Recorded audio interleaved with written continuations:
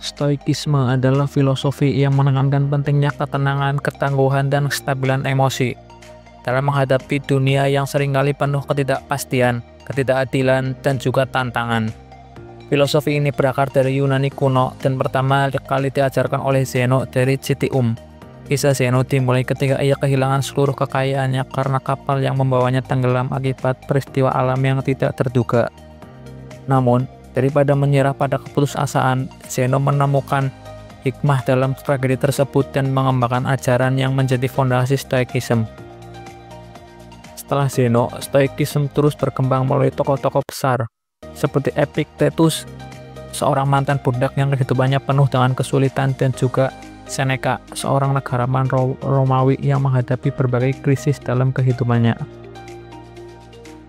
Filosofi ini juga dipraktekkan oleh Marcus Aurelius, seorang kaisar Roma yang dikenal sebagai salah satu pemimpin paling bijaksana.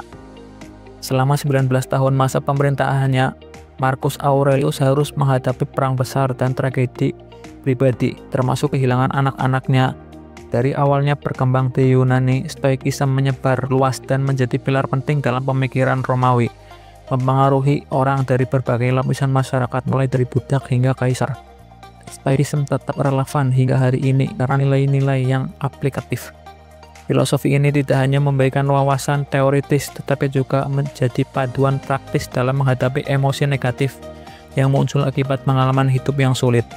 Para pengikutnya yang dikenal sebagai Stoik diasosiasikan dengan sikap tenang, pengendalian diri, dan kemampuan untuk tetap fokus pada tujuan hidup meskipun dihadapkan pada tekanan. Filosofi ini mengajarkan kita untuk menerima kenyataan, fokus apa yang kita dapat kendalikan, dan juga melepaskan hal-hal yang berada di luar kendali kita. Salah satu inti dari Stoikisme adalah membedakan antara apa yang bisa kita kendalikan dan apa yang tidak. Banyak aspek kehidupan berada di luar kendali kita, seperti opini orang lain, cuaca, atau bencana alam. Namun, kita memiliki kendali penuh atas cara kita bereaksi terhadap situasi tersebut. Marcus Aurelius pernah menulis, "Hal itu tidak akan menyakitiku kecuali aku menganggapnya menyakitkan bagiku. Aku bisa memilih untuk tidak merasa sakit." Dengan memahami prinsip ini, kita dapat mengurangi stres dan frustasi. Energi kita dapat dialihkan ke hal-hal yang benar-benar berada dalam kendali kita, seperti cara berpikir, bertindak, dan merespons situasi. Refleksi harian ini adalah salah satu cara untuk melatih prinsip ini. Dengan rutin merenungkan kejadian sehari-hari, kita dapat mengenali mana hal-hal yang dapat kita kendalikan dan mana yang tidak, sehingga kita dapat mengambil tindakan yang lebih bijaksana.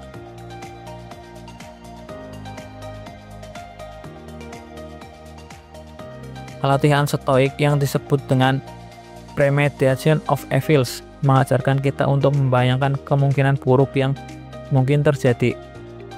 Seneca misalnya, ketika merencanakan perjalanan, akan mempertimbangkan kemungkinan badai, penyakit, atau kapal yang dibajak.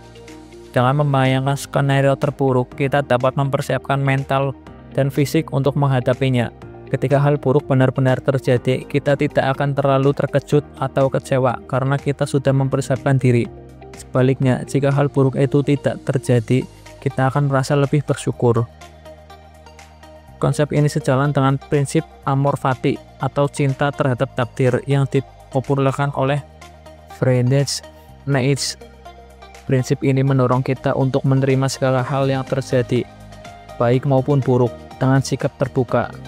Epictetus juga menekankan hal ini dengan berkata, "Jangan berharap hal-hal yang sesuai dengan keinginanmu. Sebaliknya, berharaplah bahwa hal-hal terjadi seperti apa adanya dan kamu akan merasa bahagia."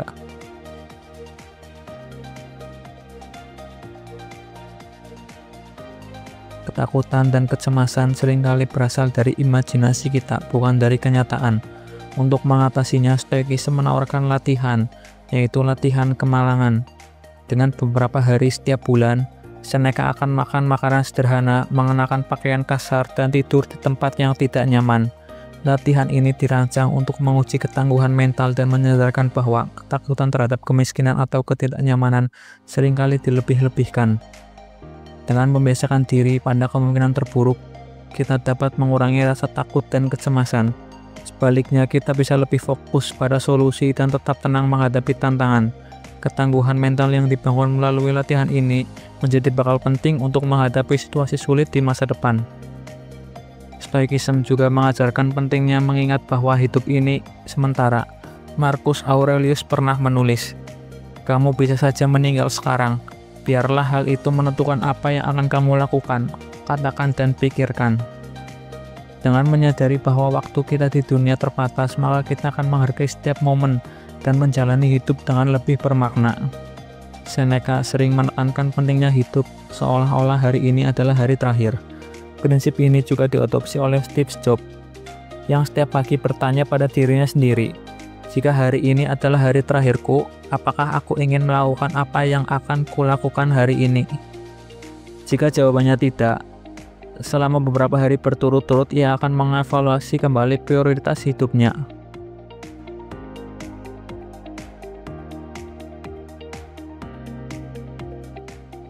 Membuat jurnal adalah praktik penting dalam Stoicism. Marcus Aurelius dalam bukunya Meditations menggunakan jurnal untuk merenungkan pengalaman, belajar dari kesalahan, dan merencanakan tindakan di masa depan. Jurnal bukan sekedar catatan harian, tetapi juga alat untuk menciptakan keteraturan dalam pikiran dan meningkatkan kesadaran diri. Seneca juga menganjurkan refleksi harian melalui membuat jurnal. Dengan merenungkan hari-hari yang telah lewat, kita dapat mengidentifikasi pelajaran berharga dan mempersiapkan diri untuk hari-hari mendatang. Latihan ini membantu menciptakan ketenangan batin dan fokus pada tujuan hidup yang lebih besar. Stoicism mengajarkan bahwa setiap hambatan dapat diubah menjadi peluang untuk belajar dan tumbuh. Jika seorang bereaksi negatif terhadap tindakan kita, itu adalah kesempatan untuk melatih kesabaran. Jika kita kehilangan sesuatu yang berharga, itu adalah pelajaran untuk melepaskan keterikatan. Dengan mengubah cara kita memandang hambatan, kita dapat mengubah situasi negatif menjadi sumber kebijaksanaan. Marcus Aurelius pernah menulis, "Halangan dalam jalan menjadi jalan itu sendiri. Hambatan menjadi apa yang membantu kita untuk bergerak maju." Prinsip ini mengajarkan kita untuk melihat setiap tantangan sebagai kesempatan untuk memperkuat karakter dan meningkatkan keterampilan kita.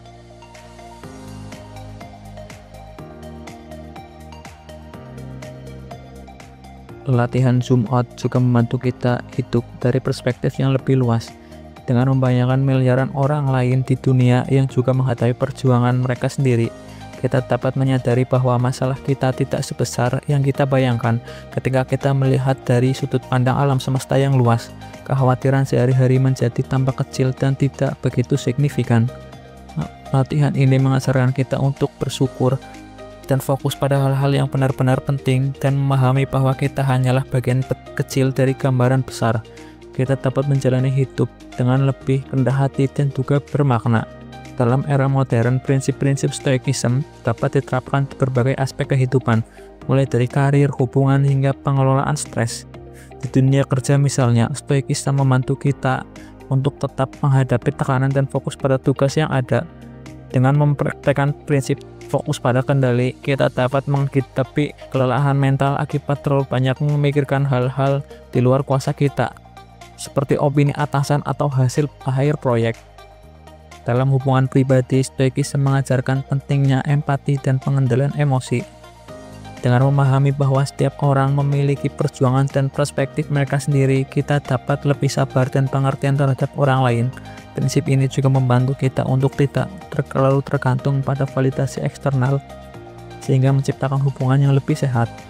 Selain itu, Stoicism juga relevan dalam menghadapi tantangan global, seperti perubahan iklim, ketidakpastian ekonomi, dan krisis kesehatan. Filosofi ini mengajarkan kita untuk fokus pada tindakan nyata yang bisa kita lakukan, seperti mengurangi jejak karbon atau membantu sesama, daripada terjebak pada kecemasan yang tidak produktif. Dengan mengadopsi perspektif stoik, kita dapat menjadi agen perubahan yang lebih efektif.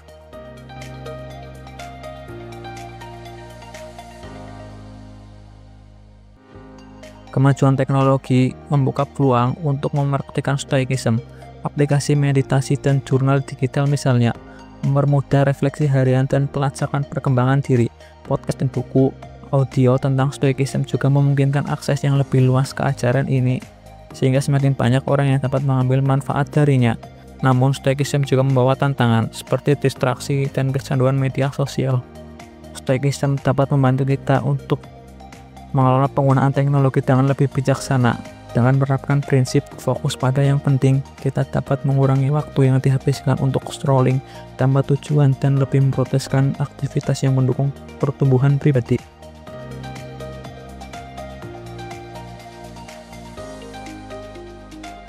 Stoikisme adalah filosofi yang menawarkan paduan praktis untuk menjalani hidup dengan ketenangan, ketangguhan, dan kebijaksanaan. Dengan mempraktikkan prinsip-prinsip seperti membedakan antara apa yang bisa kita kendalikan dan tidak, remediation of evils, memento mori, menulis jurnal, dan melihat hidup dari perspektif yang lebih luas, kita dapat menghadapi tantangan hidup dengan lebih baik. Dunia modern yang penuh tekanan, stoikisme memberikan alat untuk mengelola emosi, meningkatkan fokus, dan menemukan makna hidup. Filosofi ini bukan sekedar teori, tetapi juga perjalanan seumur hidup yang membutuhkan ketekunan dan refleksi. Dalam dunia yang penuh ketidakpastian, stoikisme memberikan alat untuk menghadapi hidup dengan keberanian dan kebijaksanaan. Dengan mempraktikkan stoikisme, kita dapat menemukan ketenangan di tengah badai, menjadikan hambatan sebagai peluang, dan menjalani hidup yang lebih bermakna.